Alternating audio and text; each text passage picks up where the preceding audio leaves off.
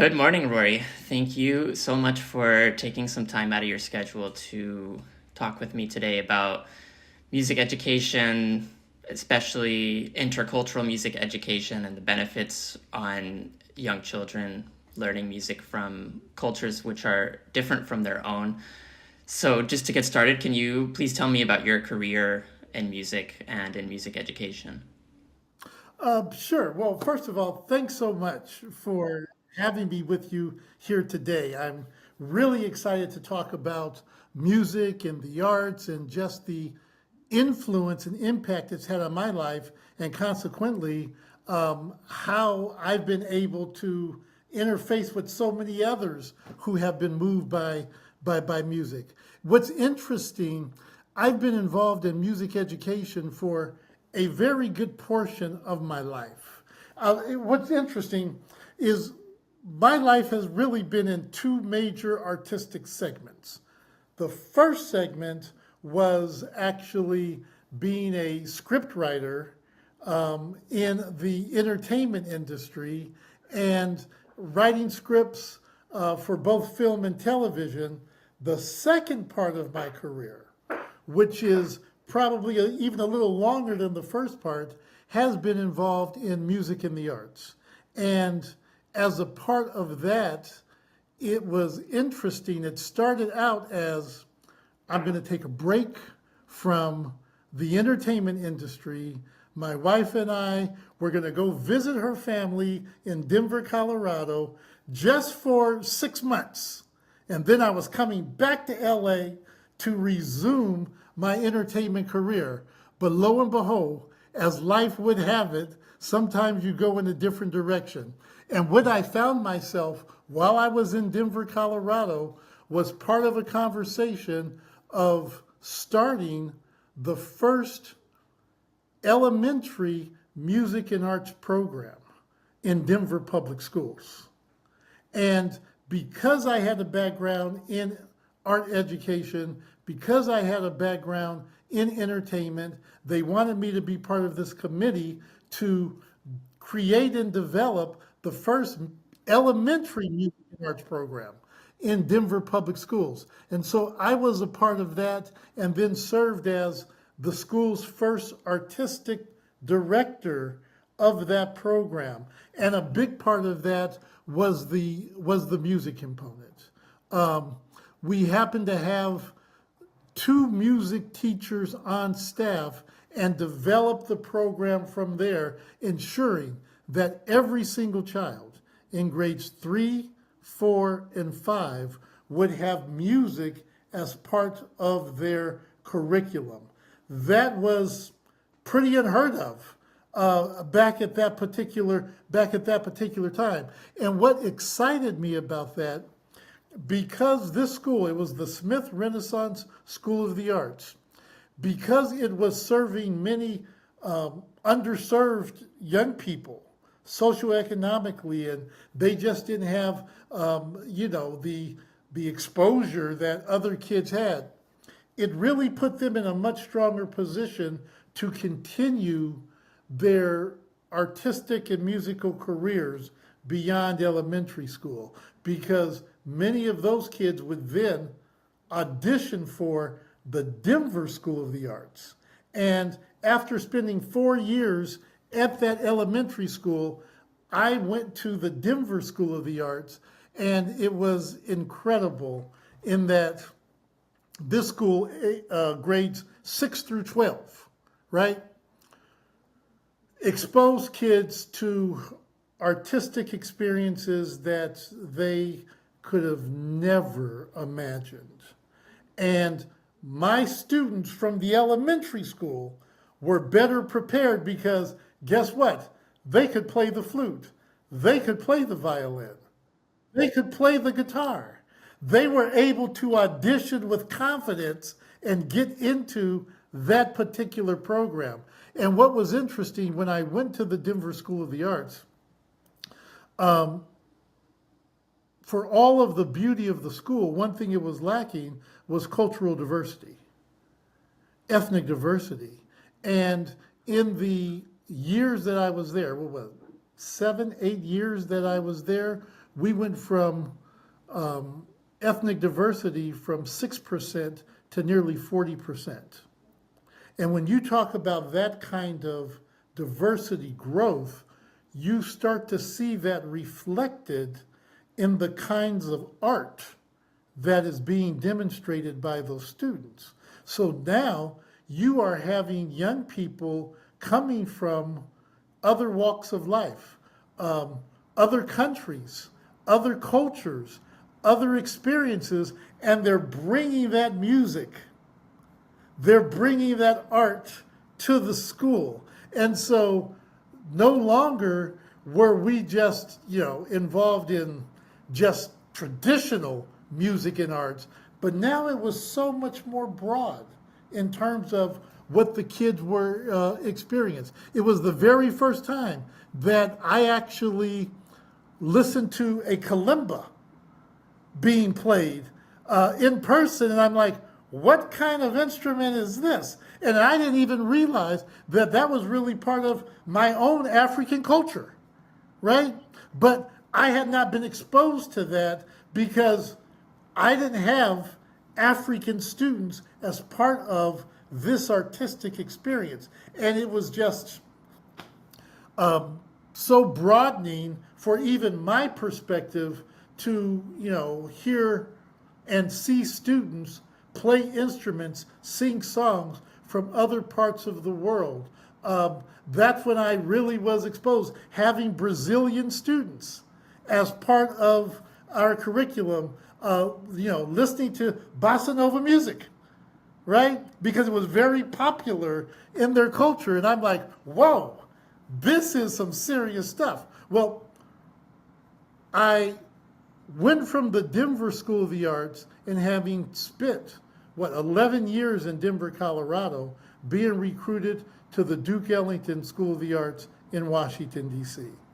And talk about a game changer, being in the nation's capital, being in Washington, D.C., being a part of a historic, prominent school like the Duke Ellington School of the Arts. I was the CEO of the program, and the music. Now, stop and think about this. When your brand name is Duke Ellington, you better have some serious music, right? And jazz was the dominant genre of music that was played at Duke Ellington. And boy, was that some jazz to be heard, because any and everybody who would come through Washington, D.C.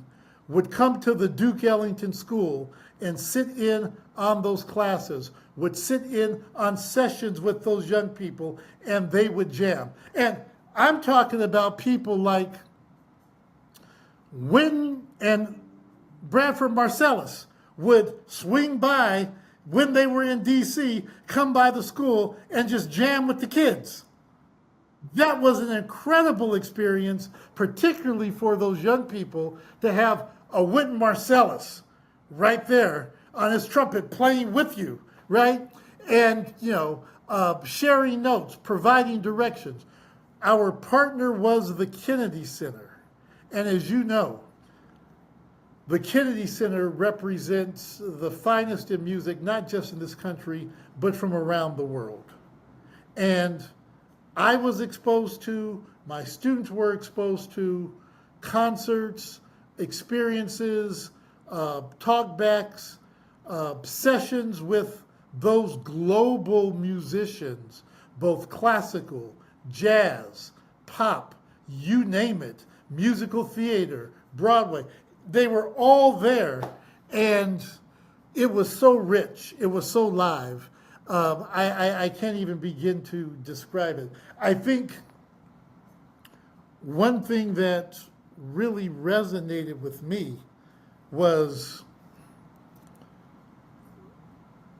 being connected to the Kennedy Center and listening to the National Symphony Orchestra play with a hip-hop figure like Nas, right? You've got this historic rapper, hip hop figure playing with the National Symphony Orchestra. It was mind blowing in terms of what was being produced. And we would take those experiences back to the school and create our own unique musical experiences with those kids.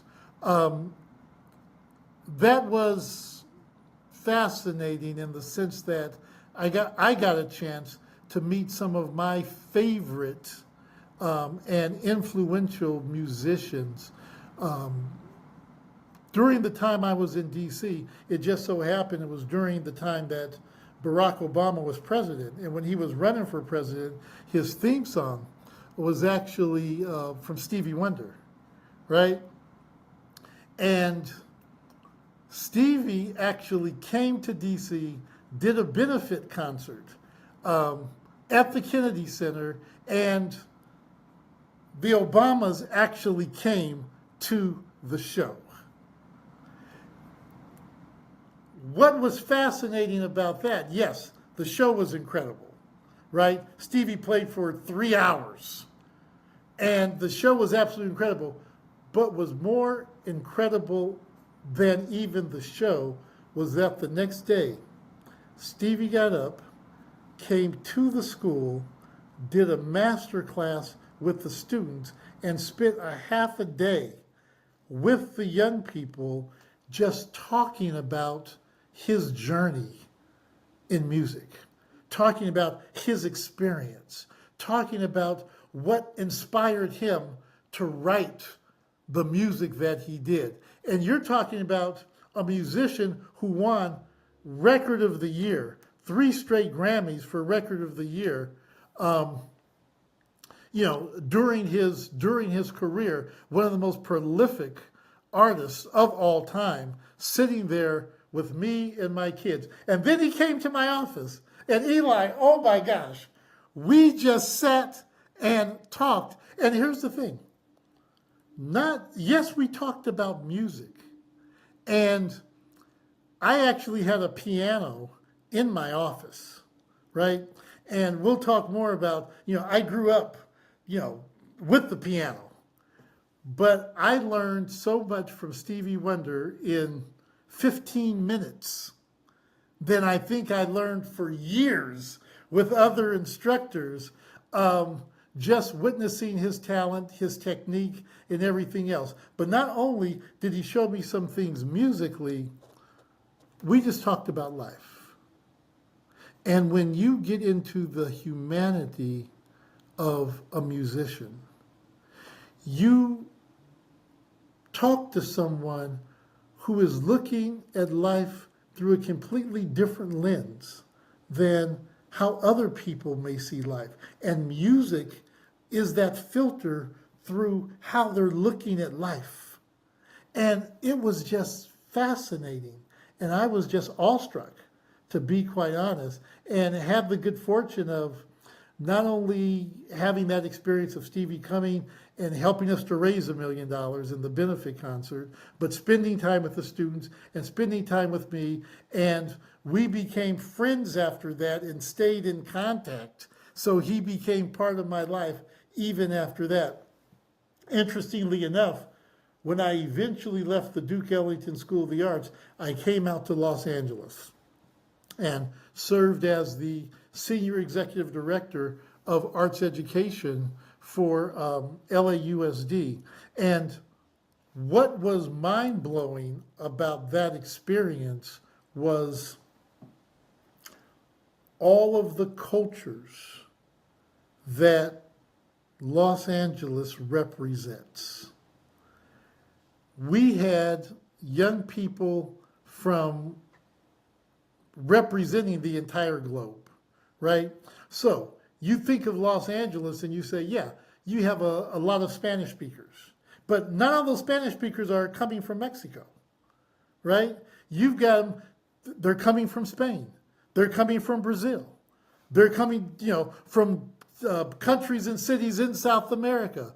They're coming from all over the world. They're right there. You've got Japanese, you've got Korean, you've got Filipino, you've got indigenous,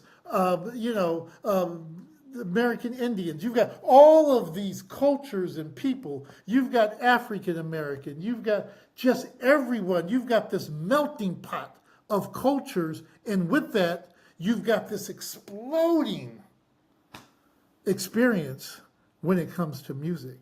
So when you would go to a show, you would see kids dressed up in their native cultural outfits singing music from where they are from. It's interesting. Just last week, I went to a show, music teacher friend of mine who still teaches in LAUSD, elementary, had a show coming up, a year-end show. They were singing songs because of the cultures that were represented in their community, songs from Ukraine. So they were singing about what I'm hearing about on the news on a regular basis. And when I'm listening to these young people sing about their native land, their culture, it just moves you in a way knowing all that is going on in Ukraine, right? It is so just emotionally transformative. But from my experience from starting that first elementary school in music and arts in Denver, Colorado, to becoming the senior executive director in LAUSD and everything in between with Duke Ellington, the Denver School of the Arts, all of that, it broadened my lens of how I saw the world, how I saw young people being experienced, their experience in music and how it was changing their lives. And it was something that will stay with me for the rest of my life. Wow, that's such a beautiful summary of everything. So first of all, thank you for outlining all those things. I have so many questions and things that I want to ask. But first, I wanted to just acknowledge your vast and incredible experience and dedication to the arts and education for the vast majority of your life. It's very commendable and something many should strive to follow in your footsteps. I mean, I was going to mention earlier when you were first talking about your experience in the elementary school, how in many ways it seems like you've laid a lot of the groundwork for what exists now when it comes to music education and elementary school, especially in early childhood education. And there's still much more that can always be added to increase the value and increase the amount of attention which is given to those subjects.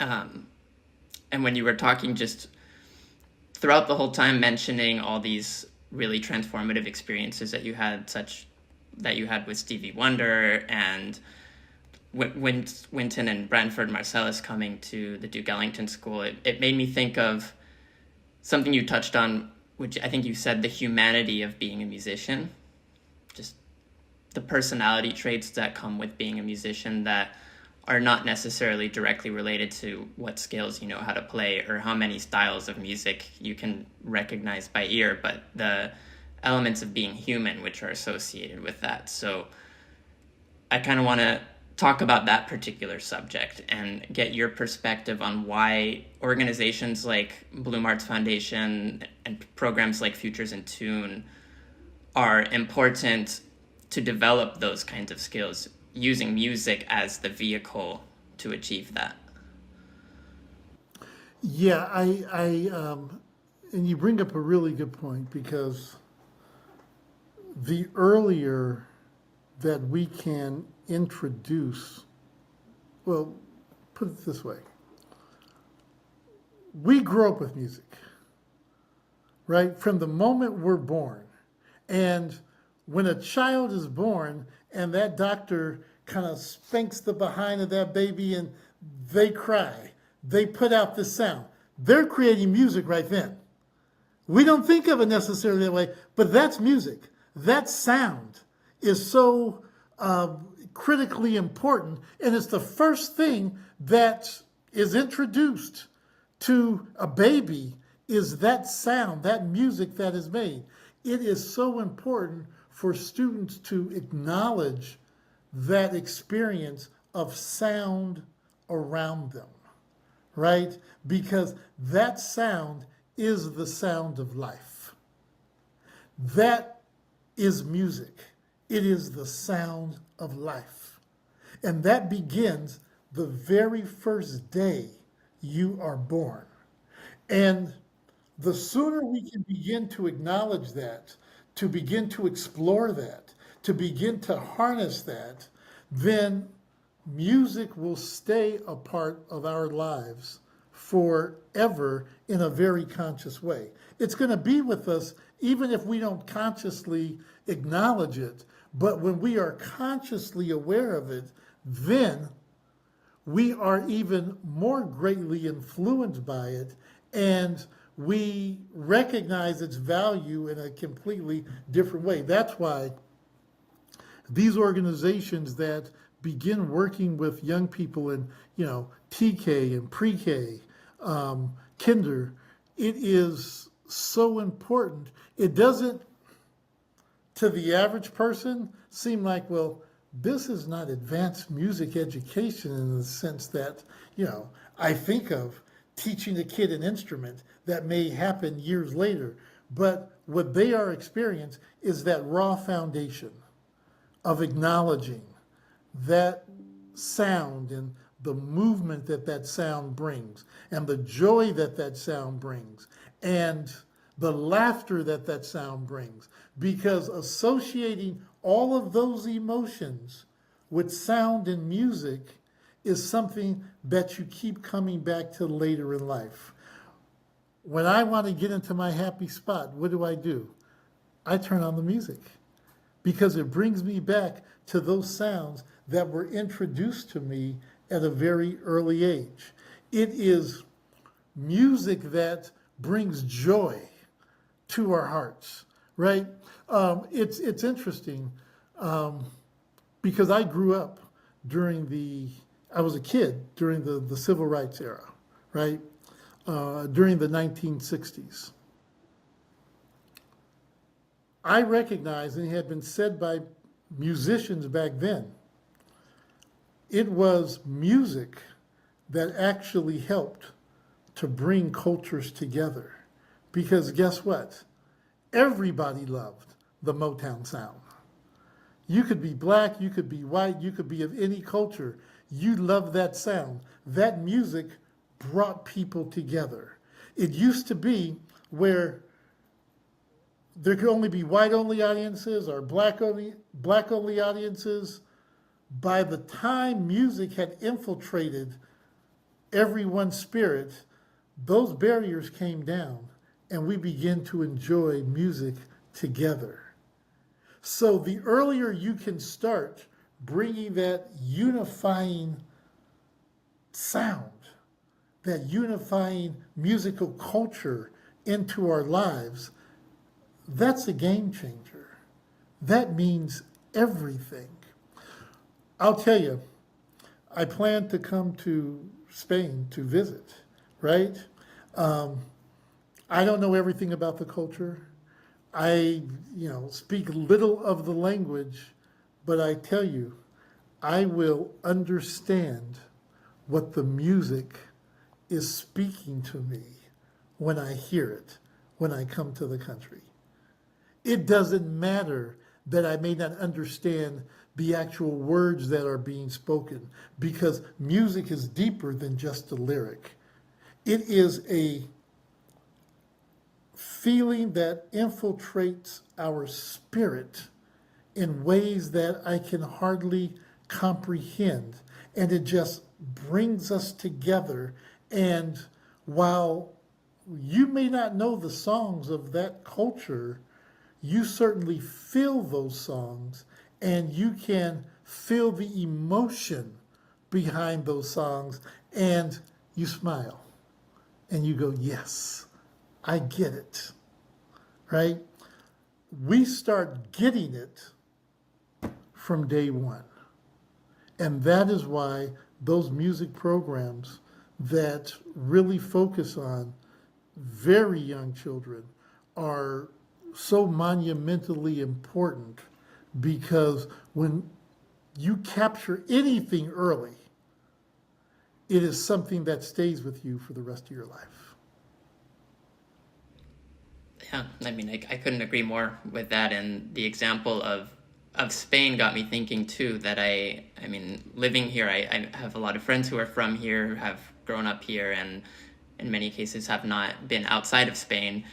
And they can still sing along at least a melody to Michael Jackson or Queen or any of these transcendent musicians or groups from recent history, without understanding the lyrics, without even being able to pronounce their names properly. Sometimes, I mean, we'll be speaking in Spanish, and they mention a name, and I'm saying, who are you speaking? Who are you trying to say? And then I realized, oh yes, because they don't even know how to pronounce a name sometimes, but they still, even not knowing how to pronounce someone's name, are able to connect, as you were mentioning, in this real spiritual level to the message that's being delivered and the emotion that's behind it.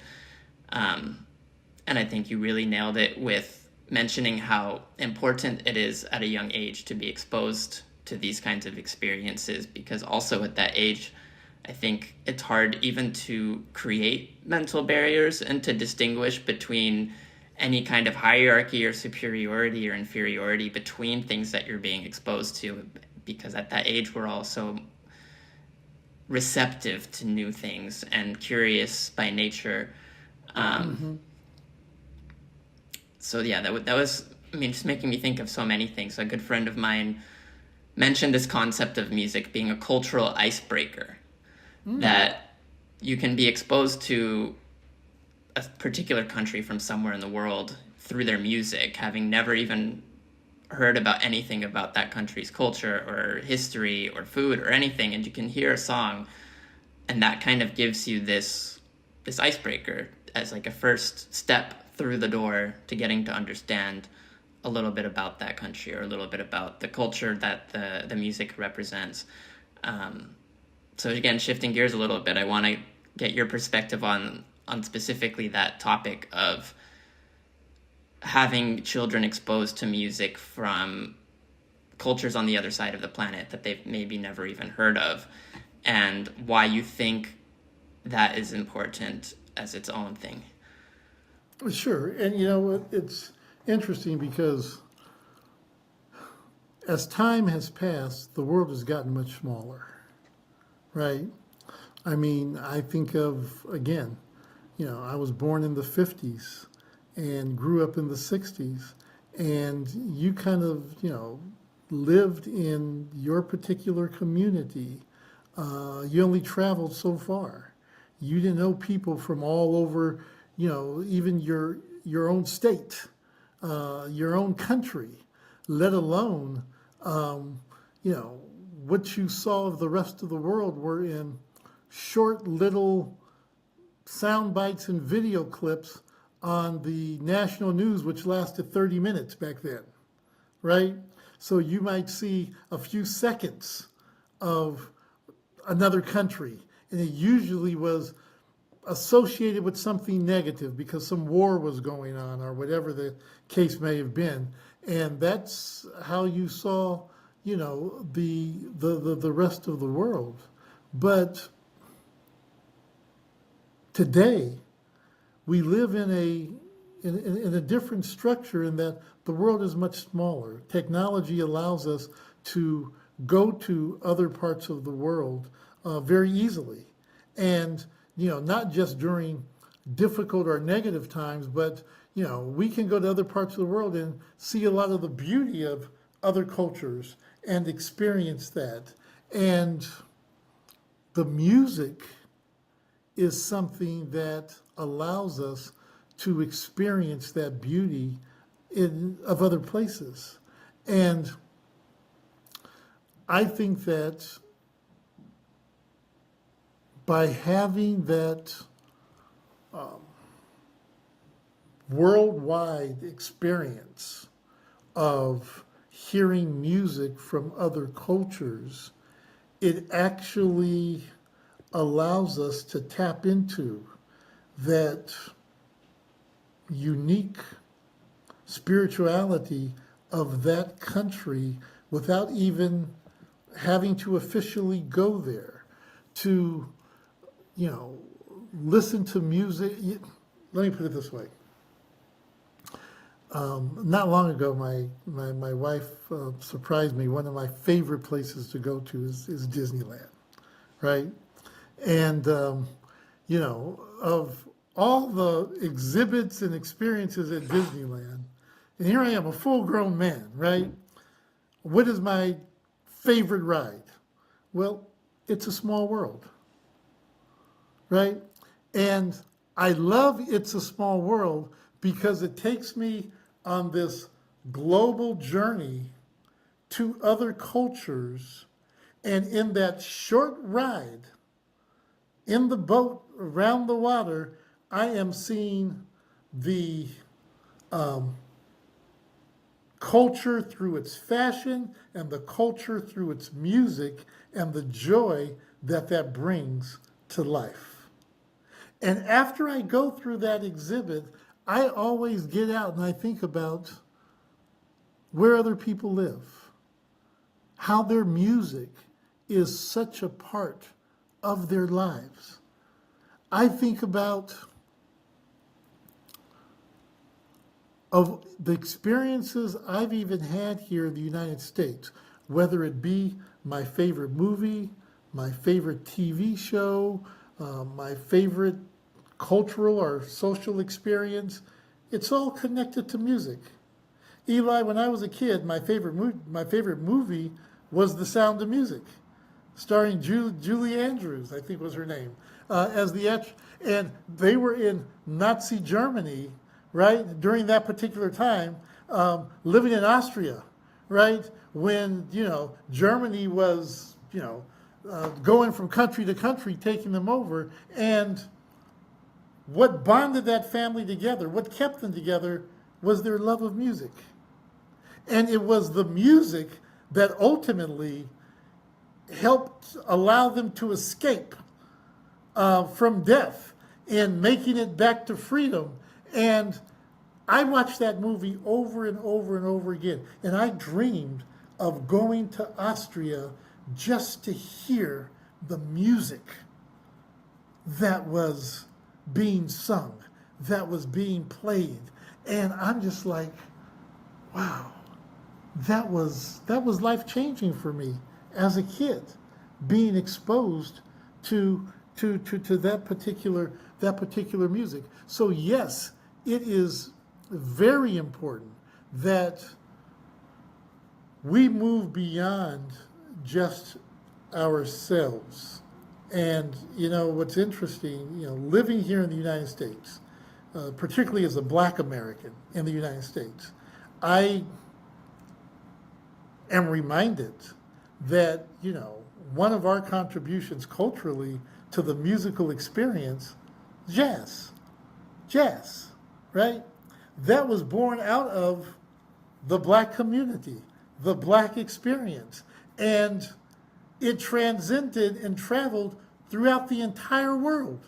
Some of the greatest jazz musicians, and I can't wait until I get to Western Europe, is to check out a jazz concert, right? Because some of the greatest jazz musicians live in other countries, and they've taken that musical form that was birthed in America out of the Black experience, and they interpret it through their own lens, through their own culture, and it becomes a part of who they are. And what it signifies is that we really are all just one. We are one people. And that is nowhere better reflected than in the music that we're exposed to and that we listen to.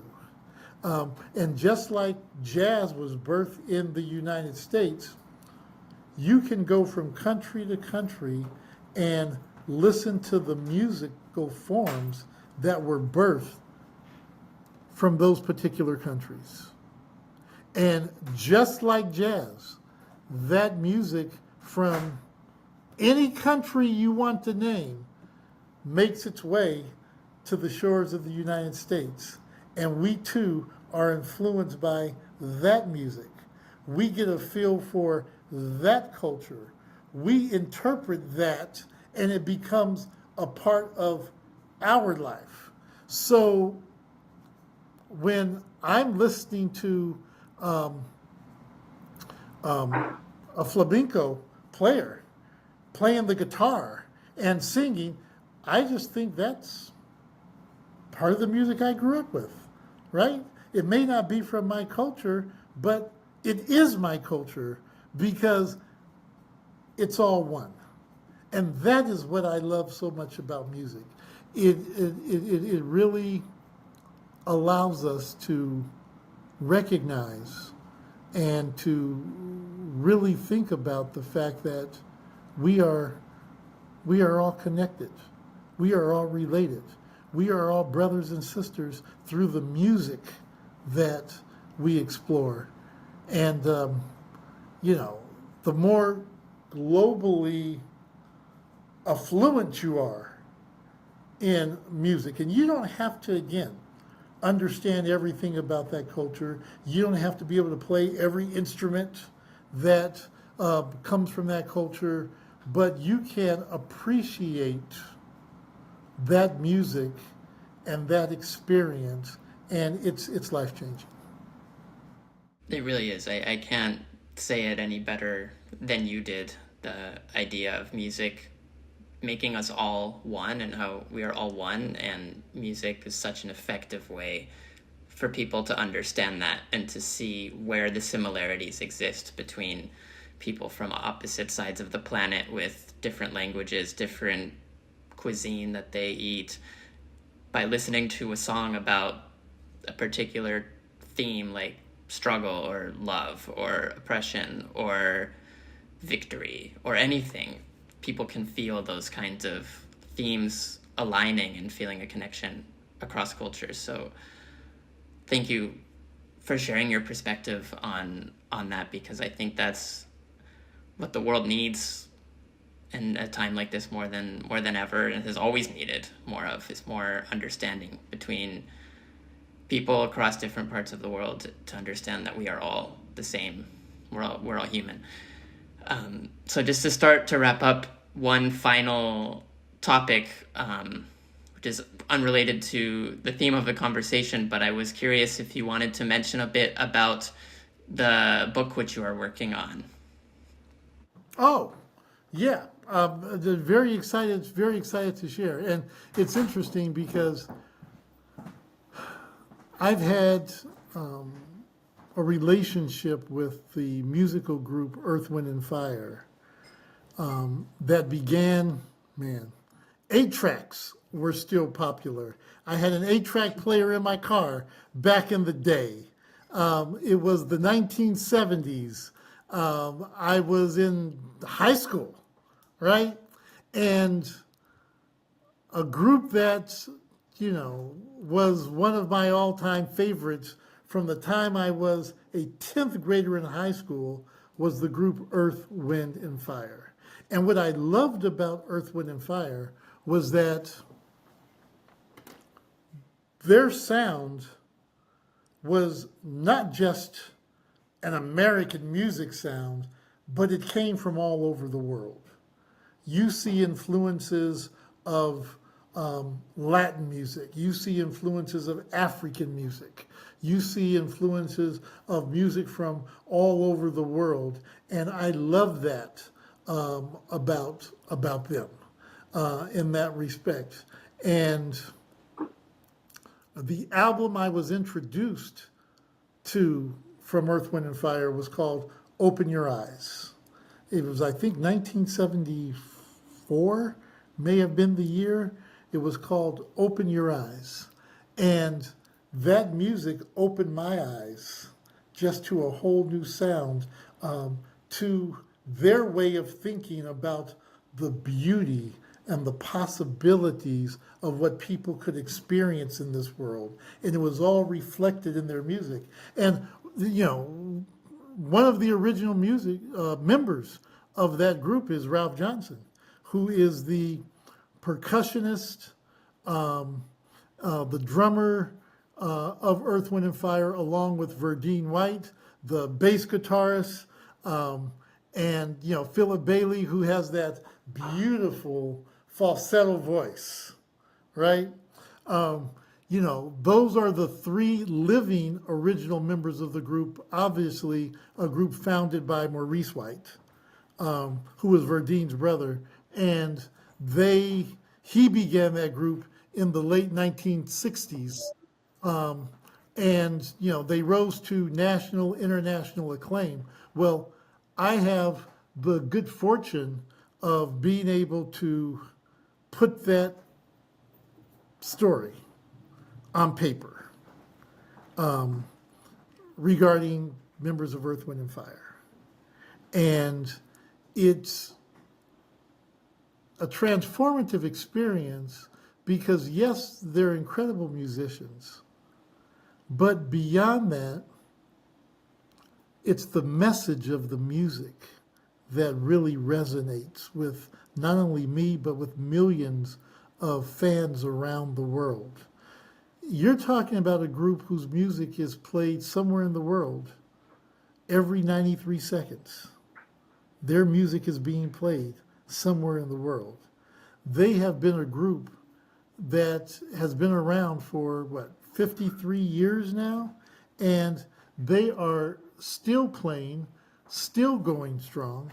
As a matter of fact, they are touring this summer. They're on tour right now, actually with Lionel Richie, and they are touring this summer as well with Chicago. And I had a chance to tour with them last year, and I'm writing this book. I am listening to the music. I am getting a chance to talk to fans about how they feel about the music. I'm talking to people who are part of management, who are part of the production crew. I'm talking to all of these different people and hearing of the love of this group because of their music. The manuscript that was written with them, we now have at the publisher. What's interesting, after this call with you, I'm hopping on a call with the publisher in about another hour, right? As that book is starting to move through that process of being published, we are looking at it coming out in early 2025. And I think that the one thing that, there are many things that people are going to benefit from reading this book, being exposed to this book, but I think what is going to really move people on a very deep emotional level is the spiritual messages of their music, of how we can become better people, how we can make the world a better place. And I think that, when you talk about songs like Shining Star, that we're all shining stars in life. When we talk about songs like, Devotion, people who commit their lives for the betterment of children to be raised in a world that is a better place, that we have devotion to making the world a much better place. These are the songs that resonate with people all over the world. I mean, the theme song September that is sung by so many people from around the world are songs that are incredible. But even more than just the music are the lives of these musicians and what they experienced and what they saw and what motivated them and what inspired them. It is just fascinating to hear their stories being told. And for someone who was an aspiring musician, I started taking piano lessons at the age of 7, right? And what's interesting, though I never became a quote unquote professional musician, so to speak, my love of music still exists to this day. And I've had the good fortune to be able to pen a few songs that have been performed by much greater musicians than myself.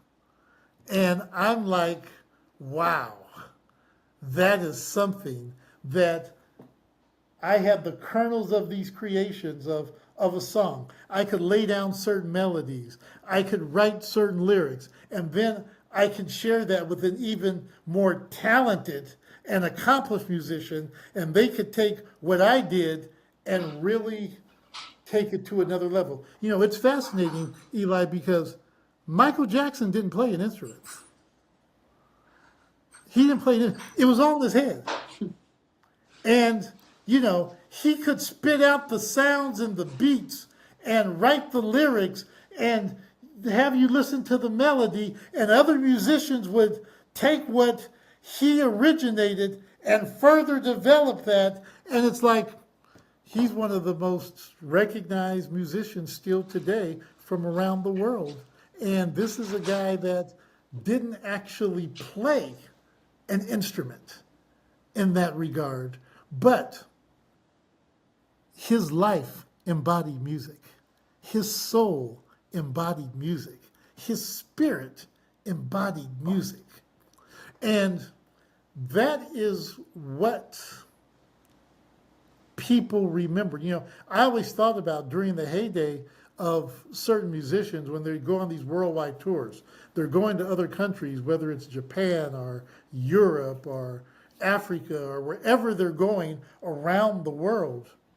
I said, do the people who come to these concerts, you look at these stadiums filled with people, I go, do they understand the words that he's saying? Or does the music, even the lyrics, just transcend a certain country's language and becomes this universal language that everyone can understand? And I thought about that because, well, when people from other cultures come to the United States, and you know, I'm at the Monterey Jazz Festival, or I'm at, you know, some venue listening to their music, you know, I don't have to understand and know all of the lyrics that they are articulating, because music transcends that. It goes beyond that.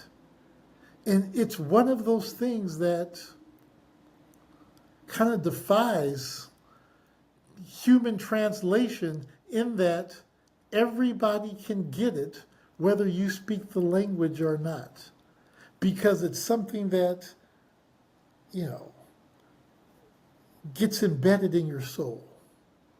And that's what I love about music. That's what I love about knowing the guys from Earth, Wind, and Fire. They were kind enough to do a benefit concert for the Duke Ellington School of the Arts at the Kennedy Center in Washington, D.C. And again, it was transformative. And they too came to the school the next day and did a master class. And imagine, if you will, Eli, imagine you've got Verdine White sitting in with the jazz band, right, with the orchestra, and he's walking on that bass. You've got Ralph Johnson in another part of the school working with the percussionists, working with the drummers, laying down that drum line with those kids. And then you've got Philip Bailey working with the vocalists, sharing with them in terms of hitting certain pitches and notes and having those experiences with it. It was so transformative, and those guys came to the school so many times that they became, well, they're not these musical celebrities. No, that's Uncle Ralph. That's Uncle Verdine. That's Uncle Phil. They're just part of our family now, right? Those barriers of celebrity and all that just melted away. It's like, no, they are part of my family now. I speak to them as I speak to a family member. Hey, what's up, Unc? How you doing? Right?